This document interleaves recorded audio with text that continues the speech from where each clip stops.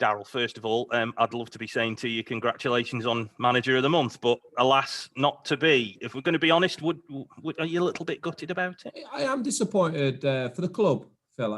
I mean, it's the Manager of the Month, but for me, it's the Team of the Month, isn't it? So I'm not going to sit here and lie that I'm not disappointed, but disappointed for Tom as well, because he was outstanding. He was up for nomination as well. But hey, it is what it is, isn't it? I think we should have won it, if I'm honest. That's not me being bitter. Gary Bowie's a top man, and Salford's obviously won that.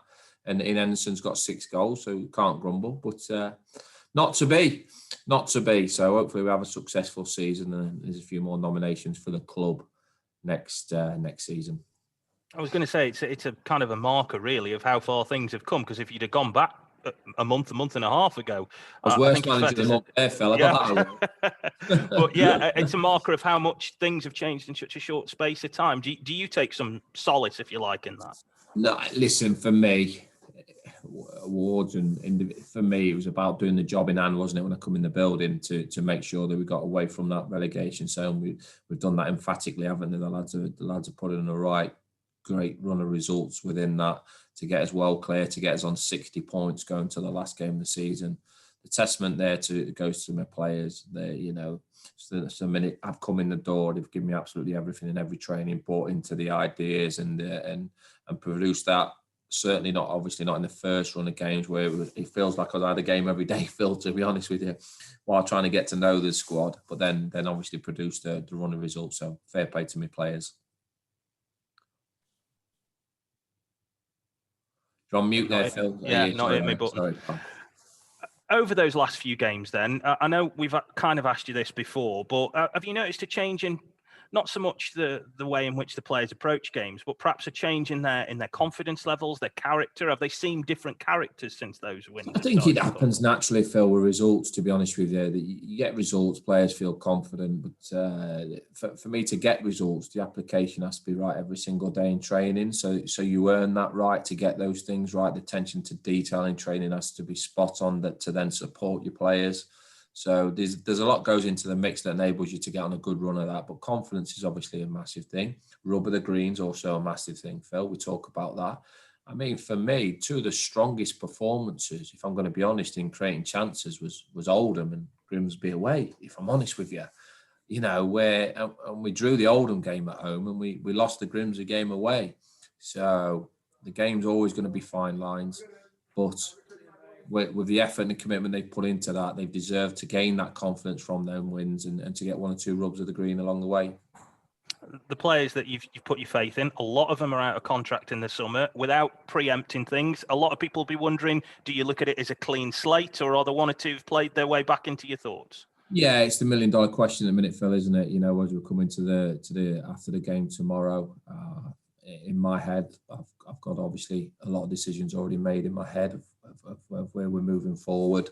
Having had a few meetings this week, and like I said, I've been pretty clear that we'll get tomorrow's game out of the way. I'll sit down with my players Monday, the out of contract players Monday. Tuesday we'll be having fitness tests for the contracted players, and we're hoping to get the retain list out Monday evening, maybe potentially Tuesday evening. So and then I can let everybody aware of the decisions and the way we're moving as a club. I'm excited about it, but it's never a nice time of year for a manager, Phil. I have a human nature to me. The lads have done very well for me, and tough decisions have to be made, but that's the ruthless part of the footballing world. So I'll be pleased to get the Monday, Tuesday out of the way. I was going to say that kind of sentiment has to go to one side, doesn't it, really? Because it's a professional business, and if you like, you're the manager of the business in that regard. You have to disappoint people. Do you know what, Phil? I don't have problems making these big decisions. I really don't. That's why I've done it for the last 9-10 years as a manager every summer. I don't have a problem. It's making the right decision, and me having me clear in my mind that I am making the right decisions, and that's why the thought process into that, a thorough thought process goes into that, of the way I work, of how I'm coming to that decision at the end of the day. I'll be able to explain why I've made the decisions, and hopefully that works out very well for us, which I'm sure it will. And just finally from me then, the Mansfield game, most people earlier on in the season will remember that was a watershed, if you like, a 4-0 defeat. To kind of get a measure of that back, again, might be a litmus test about how far the team's come from that day. Yeah, it may be, but I'm sure Mansfield will be trying one or two different players. I'm trying one or two different players. I don't think you can paper over the fact that it's a bit of a dead rubber game, isn't it? If you know what I mean. We want to be fighting in the top area of the division and fighting for things. So we want to win the game. Definitely want to win the game. It'll be an opportunity for 1-2 players, the last opportunity for those players to try and impress as well. So it'd be nice to finish on a high, and like you say, put to ghost that performance, which obviously I wasn't in the building then, which was obviously a sad day for the football club. All done from me. Thanks, Darrell. Cheers, Bill. Thanks, mate. Afternoon, Darrell. How are you doing? I'm good, Mike. Yourself? Yeah, fine, thank you. Yeah, just picking up on your last answer to Phil there. Do you see the Mansfield game as a chance to experiment, perhaps, with next season in mind? Yeah, just have a look at one or two things. Do you know what I mean? It's been so difficult, isn't it? Because I probably wanted to have a look at one or two things, but we're on a fantastic run. We want to try and break a bit of history on certain records. There was always something, Phil, wasn't there? Mike, sorry. There's always something that, another clean sheet, another win. Do you understand me? So, 1996 and these, and the team was performing so well that it made them decisions easier not to tinker with it, to be honest with you. So Saturday gives me an opportunity to look at one or two players that probably haven't started a game for a while. Do you believe you can? Sorry, just going to say, do you believe you can take momentum from the end of one season to another, or is it a completely different start? Really, completely different, Mike. If I'm honest with you, I get why you say it, but I think it'll be dependent on without giving my cards away, what the squad is, isn't it? And the changes within the squad. I think if you've finished the season, that's the hardest decisions I've got to make is we've finished the season very, very well, but we've also had 2/3 of the season that's been nowhere near good enough for this football club. Do you understand me? So, weighing that all up, weighing that into my decision making, it'll entail of, does a new squad need bedding in normally? Do you understand me? So, but we're hoping to hit the ground running. The pre-season plan period is very important. I think by now, Mike, that I pride myself on my attention to detail, myself and my coaching staff to get us well prepared for the start of the season, and hopefully that gives us a good start. Got you. There's been a lot of talk about squad sizes, what the EFL rules might be. I just wonder from your point of view, what sort of size of squad do you want to work with, in terms of senior players and youngsters? I think 25 would be a good number, Mike. Do you know what I mean? Within that, with a couple of younger players, if that makes sense. I think it's a long season, isn't it, for lower league clubs? I mean, you've got 46 league games, then you've got 3 trophy games. That's 49. If you're doing well in the cups, you can get anywhere up to 55, 56 game season. So you have to have the capacity to build. I think 30 was a too big a number, if I'm honest. I said that when I come into the building. 25's a good number for me, if I'm honest with you. Because you're always going to have 2-3 injuries. Well, hopefully you don't. But when you're in an ideal world, most managers and coaches will want to tell you want at least 22 players out there, coaching each day. So roughly around about that number, might give or take 1 or 2. You were asked about loan signings at the Fans Forum, and if I've got it right, just check. Did you say you prefer loan signings if you've got a chance of signing him at the end of the loan, basically? Is that the sort of preference? I do. That's what I say. I think that, and the fact that they've been out on loan before, hitting on loan signings that are having their first loan is very difficult. Do you understand? So if they haven't been out on loan to another club before and it's their first taste of competitive football, I've only probably hit 2 out of 10, 3 out of 10 on those sort of players in my managerial career. The ones that have been out and had competitive games have had that experience, Mike. They're not so wet beneath their ears. Yes, they've still got a little bit of development to do. And the ones that are coming out of contract, I think the hearts and minds there comes into play. Yet again, it's all individualised of the character of the lad, of the player. But in a preferable world, I do like that because I like to get into their heads and think, well, if things aren't working here, you have a good season here, you put yourself in a window to be able to come here permanently. I see. And last one from me. I know we're not going to talk about promotion or anything else next season, but it's 2 years today since the Shanahans took over. I just really want your assessment of what you've seen of the setup at the club and the infrastructure that's here now. I think the support. Do you know what? I've spoke to quite a few supporters. I think they've had a torrid time with previous ownership. I don't want to be too critical because I haven't been in the building there. And now they've got the family that's come in. They're a real nice, genuine people and have supported the club and backed the football club. I think Carol, don't mind me mentioning this, to an excess of £1 million loss this year. Do you understand? So they've got the Vale fans in their hearts. Do you understand me? And when you've got that, you can build something special. There isn't an empty chest. We're not just going to keep spend. They want to be successful in a sensible manner. But when you are one of those, you are a supporter and an owner of the football club.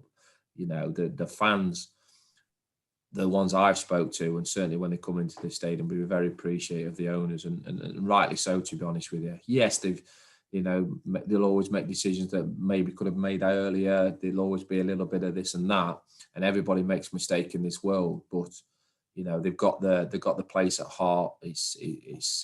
They understand the supporters of this football club, and I can only see good times ahead. That's great for me. Thanks, Darrell. Right. Hi, Darrell. How you doing? All right? Yeah, good, George. Yourself? Yeah, I'm pretty good. Yeah, you normally call me Boris, so I'll tell you I'm in a good mood because we won the by-election, or should I say, Boris won the by-election? No, nice, Happy days, mate. You've had your fringe especially cut for that, Georgie boy, haven't you? I can see that, mate. You've had a right go. Yeah, well, veteran isn't, I think, if you look. Looking smart, George. Top man. Getting down to the business then, Darrell. I mean, you really had to hit the ground running when you came into the club and took over the managerial role. Was it hard to assess? Because, I mean, you hadn't had a pre-season, you didn't know the players. Well, you knew them because you'd obviously done your research, but it's hard to assess them as individuals and as players, and the picture that you built over those, the opening games where you couldn't buy a win, neither could the team. I was crying out, George. I think I can remember saying to you guys off the camera, I was crying out for a 4 week training, wasn't I? It was like Saturday, Tuesday, Saturday. I mean, those first 7 games must have gone in about 2.5 weeks, if I can remember right. Yeah. Isn't it? Without making excuses, as a manager, you go in, you've got 30 players to assess pretty quickly.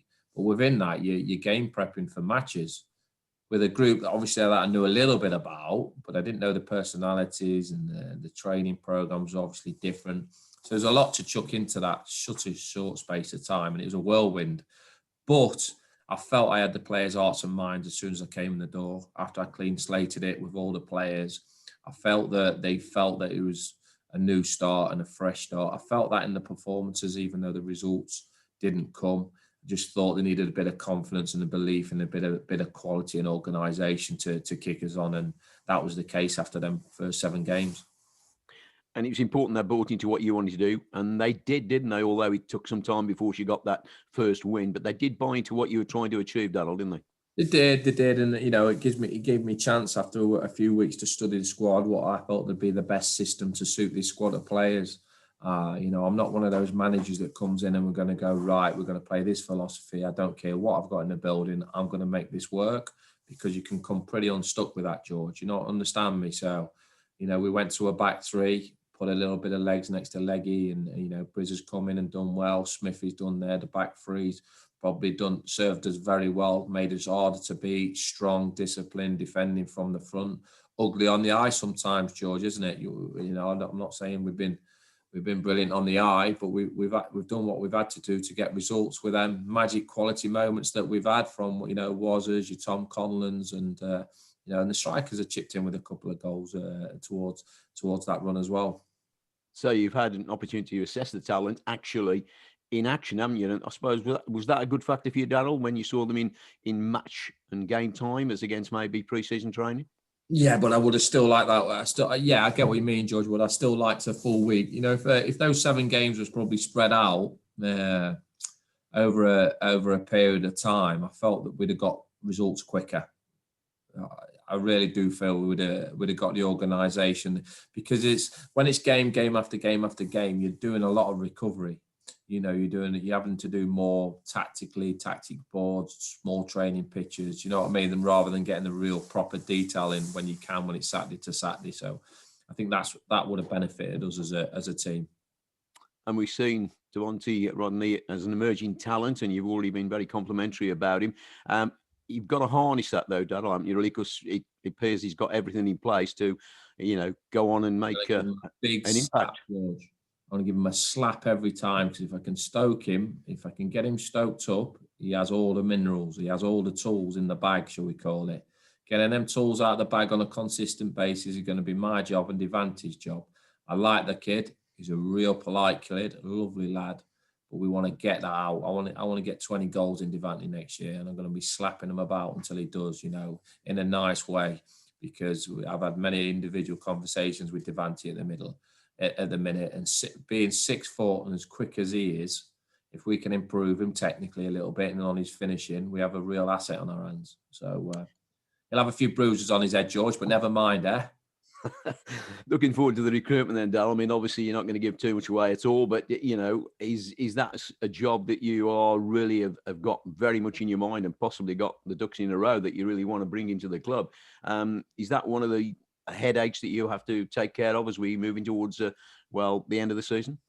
Yeah, massively. There's a lot of work going on in recruitment in behind the scenes, getting the list drawn up for names.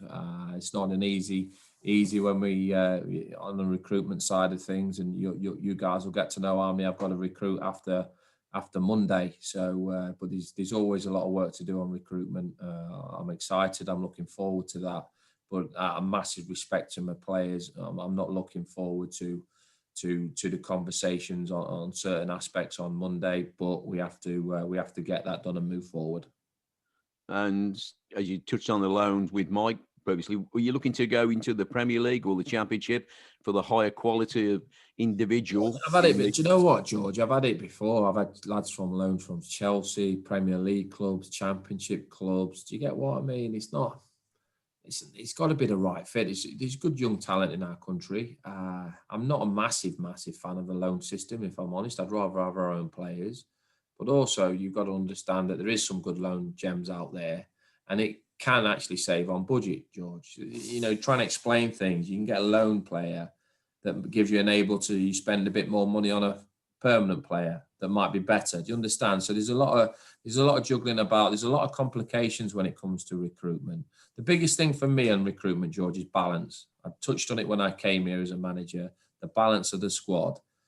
And that is in positional sense and an age sense. I think you have to have a right good mixture of experience, players like your Nathan Smiths, your Tom Conlons in your team, and then, younger players at 20, 21, 22. And if you get the balance right through the core of your team, within balances of the shape and the balance of their ages, then you've got a good mix, in my opinion.